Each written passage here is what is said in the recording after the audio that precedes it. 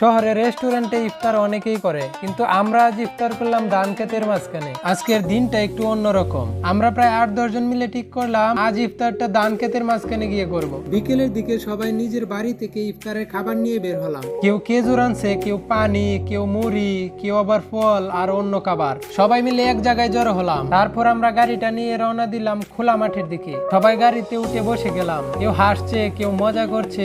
গ্রামের কাঁচা রাস্তা দিয়ে গাড়ি এগিয়ে যাচ্ছে।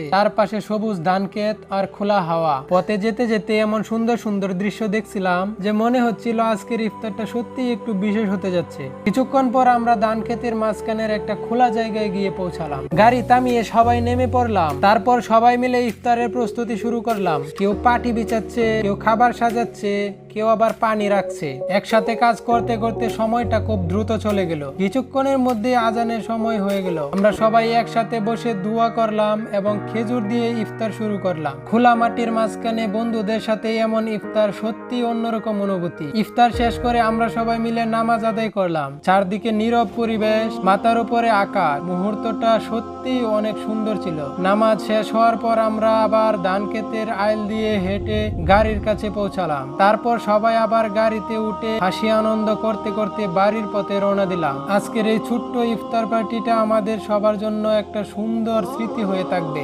গ্রামের খোলা মাঠে বন্ধুদের সাথে এমন মুহূর্ত সত্যি ভুলে যাওয়ার মতো না। আপনারা কি কখনো এমন খোলা মাঠে ইফতার করেছেন? কমেন্টে জানাবেন।